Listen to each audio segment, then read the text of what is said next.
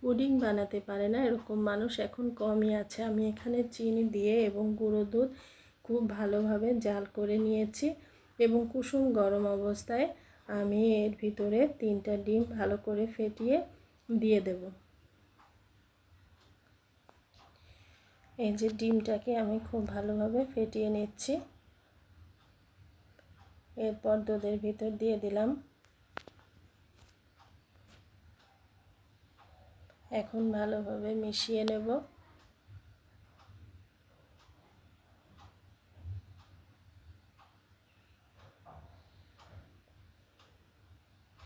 ডিমের গন্ধটা যেন না আসে সেজন্য একটু ভ্যানিলা দিয়ে দেব।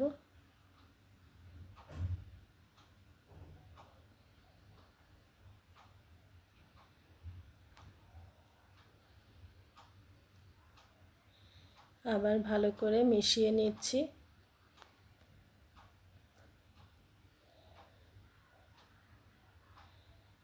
ভালো করে মেশানোর জন্য আমি একটা কাঁটা চামচ দিয়ে এভাবে ভালো করে নেড়ে দেব। এরপর এই যে ক্যারামেল রেডি করে রেখেছি চিনি দিয়ে তার ভিতরে মিশ্রণটা ঢেলে দিলাম। এবার বাটির মুখটা আটকিয়ে দিব। আমি প্রেসার কুকারেই তৈরি করি, অল্প সময়ের ভিতরে হয়ে যায়, কিন্তু আজকে এভাবে তৈরি করছি। একটি পাত্রে পানি দিয়ে তারপর একটা স্ট্যান্ড দেব। পানিটা এমনভাবে দেব যেন বাটির উপরে উঠে না আসে। এরপর কটন বাড দিয়ে এভাবে ছিদ্রটা ঢেকে দিলাম। আধা ঘন্টা পর এই যে দেখুন কত সুন্দর হয়েছে।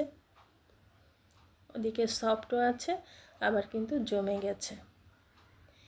এরপর ঠান্ডা হলে এই কাজটা করতে হবে, চারিপাশ ঘুরিয়ে ঢেলে নিতে হবে। গরম থাকা অবস্থায় এটা করা যাবে না, তাহলে ভেঙে যাবে। সবচেয়ে ভালো হয় ফ্রিজে রেখে সেট করে নিয়ে তারপরে এইভাবে উল্টালে।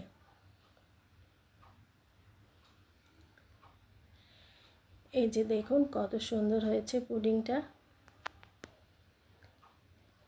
এবার আমি উপর থেকে ভাজা তিল এভাবে ছড়িয়ে দিচ্ছি। আর মুখের ভিতরে তিল পড়লে আমার খেতে খুব ভালো লাগে।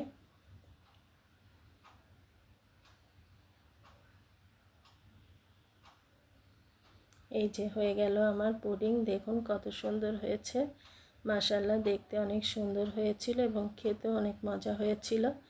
আমি একটু কেটে দেখিয়ে দিচ্ছি।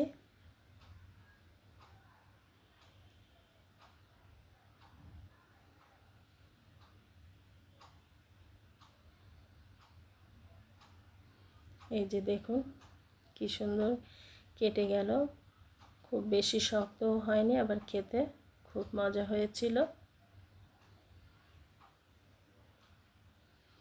আপনারাও এভাবে তৈরি করতে পারেন। আর ভিডিওটি কেমন লাগলো অবশ্যই কমেন্টে জানাতে ভুলবেন না।